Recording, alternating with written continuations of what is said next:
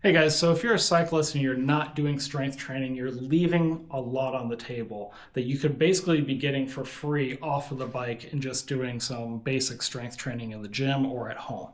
I don't have a gym membership. I do all this at home, and most of my athletes that I coach, when I prescribe them gym exercises, they're doing them at home as well. So I want to go over today the strength that I prescribe to my athletes. This will all be available for free on Intervals.icu under my training camp, which I'll leave a link below.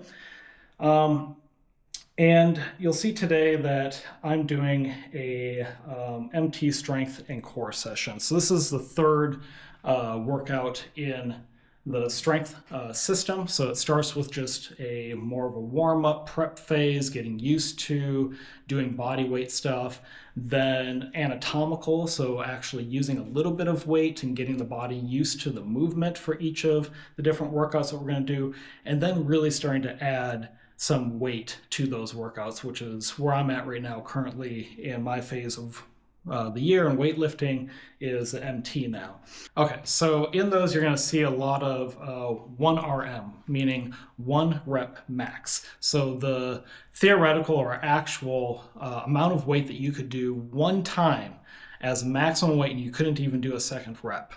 We're going to get to this not directly. It's not a good thing for most people, cyclists or not, to actually be lifting to failure. Especially for cyclists, we don't want to be lifting to failure for many reasons.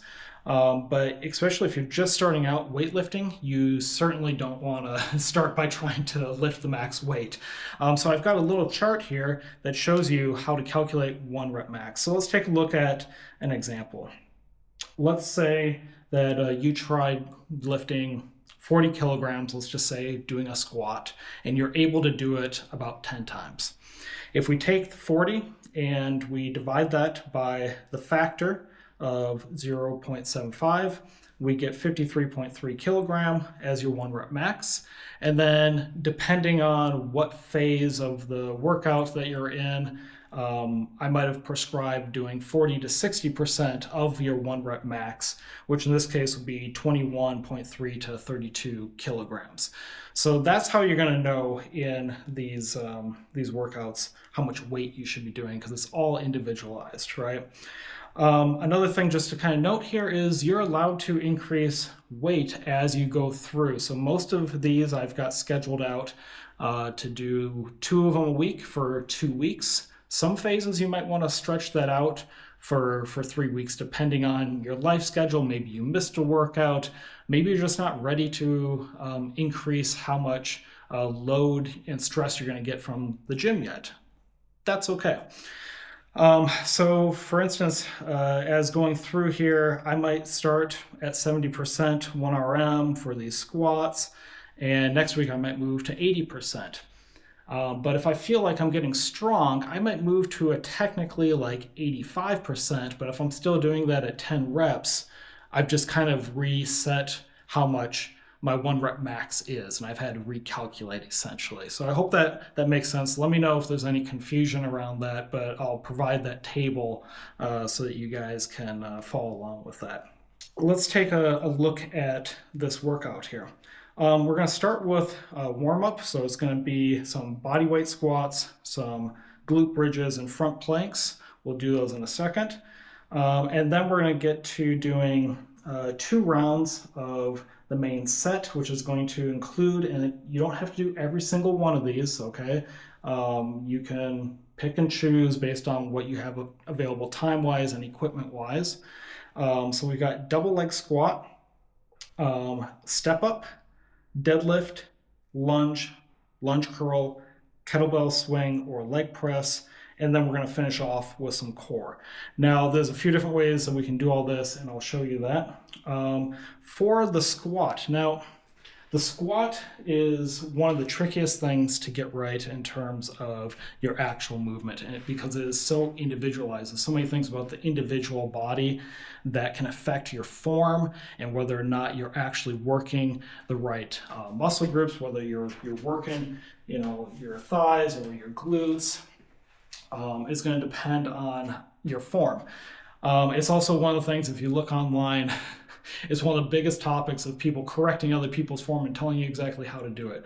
So I'm not going to tell you exactly how you need to do it because you're an individual, and a lot of my athletes, I actually recommend that they go and get a personal trainer, or they go to a gym so that they can have that individualized attention, because I coach remotely mostly. I will give you an alternative, though, to doing squats when we get to the squats, if you don't have a squat machine like this available to you. All right. Step-ups. Step-ups are great because they are mimicking basically the pedal motion of moving your legs up and down. So basically, I'm just taking this bar and some weight, and I've got a box here, and we're just going to be stepping up onto the box with the weight. All right, we'll go through that. Another thing is, if you don't have that type of weight, you can use a bag of rice, you can use a sack of potato, put it in a backpack, anything that's weighted. Water jugs, I've done water jugs before. All right, lunges. We'll get to lunges. Those are great ones to do without any equipment at all. Leg curl. So the leg curls are best done at a gym if you have the machine. You can also use resistant bands. I've got a bag of resistant bands here. Honestly, I don't do leg curls, and the reason is I've torn my Achilles, both of them, in the past, and I don't like stuff around my ankles, so I skip that one. Then I've got kettlebell swing or leg press. I absolutely love leg press. It is a great workout to do for cyclists. You have to basically have a gym membership to do it. I've looked at getting my own leg press machine. I might still do that in the future. And I haven't really found a real benefit for me doing the kettlebell swings alternative. You can look all these up online to see the movements of these that you can do at home, all right? But if you have access to a gym, leg press, very good. Don't skip out on that one. And then there's a core finisher and some stretching at the end here. I'm going to show you exactly here how I go through this, because I change this order up a little bit, and you can do that as well. I tend to actually stick the core finisher in between certain workouts. For instance, if I do a squat, I don't always go straight to the step up because we're using some of the same muscles. I like to give those muscles a little bit of a break, and I'll go do some core work just so I have a few minutes in between going to the next one, especially as you start to add weight. This can be kind of important. So let's get started. All right, so we're going to get started with just some core stretching, and anything that you might have like a little bit of a niggle or something's kind of bothering you, make sure to stretch that out really well. So I don't prescribe exactly what to do because we're all individual and we're all going to have different needs on different days, right?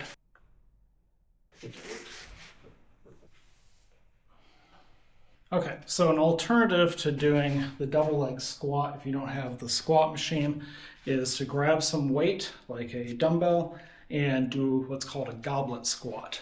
And what you're going to do is you're going to hold that out front, and you're going to squat with the weight out front like this. Now it has some benefits, even if you do have a squat machine available to you, is you're not putting weight onto your shoulders and onto your spine, because if you're not using the proper technique, you could actually end up hurting, I think it's a C5 or C7 of your spine. I do okay with this amount of weight, so this isn't a problem for me. You also need to pay attention to what type of dumbbell you're using. This one right here, because it comes up so long, it's not the greatest when you have to add more weight to it. So using a more traditional, like metal heavy one, would be better for the goblet squats.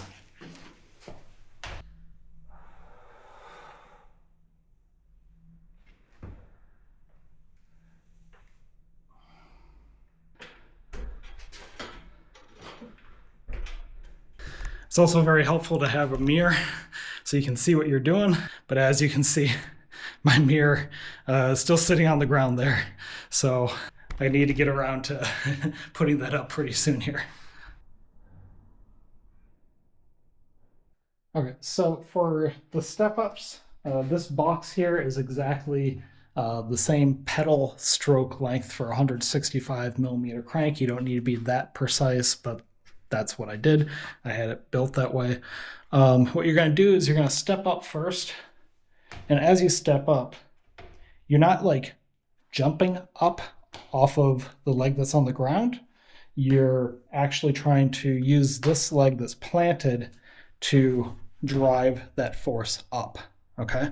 And then you're going to come back down first on that same leg. So left, right, left, right.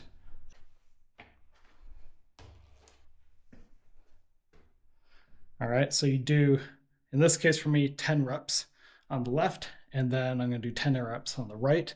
That counts as one set, okay? And then I'm doing 3 sets of that, and then we're going to do 2 rounds total. So they end up being 6 sets of 10 reps within each of those. Okay, so currently I'm skipping deadlift because with these guys being a little bit shorter than your normal weights in the gym, I need to buy something that raises them up in order to squat down enough to lift them up.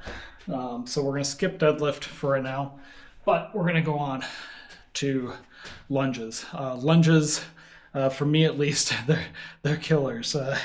They really are quite challenging with or without weights. So there's a couple ways of doing lunges. You can do them where you step forward and you keep walking forward all the way as you do the lunges. That's great if you're in a gym. I haven't found that to be very great for at home. So what I'm going to do is standing lunges basically in one place.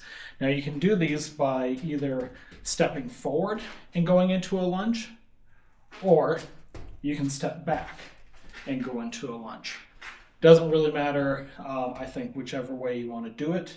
You also can step back, go into a lunge, come up and come back to standing, and then step back again.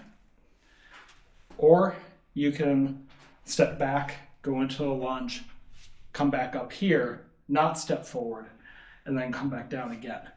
That's how I typically end up doing these. Mostly because I just find it a little bit less strain on some of my tendons throughout my leg to do it that way. It's also a little bit quicker, so that's my preference. Also, if you step more forward and do a lunge versus a little bit shorter and do a lunge, you're going to notice that you work a few different muscles. So it depends on where you feel the most burn and where you want to target the most.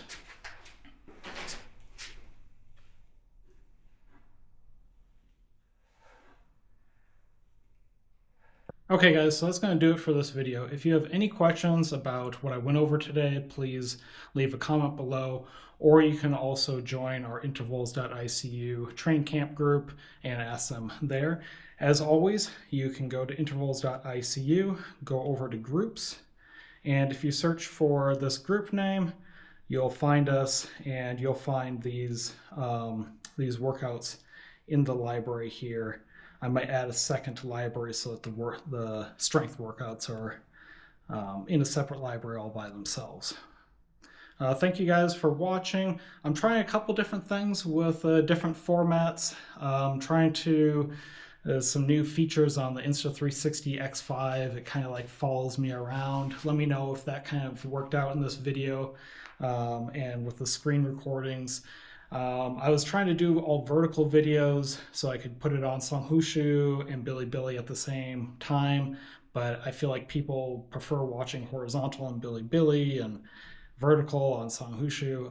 I don't know. You guys tell me what your preference is, and I'll see if I can make that work if that's how people usually view stuff.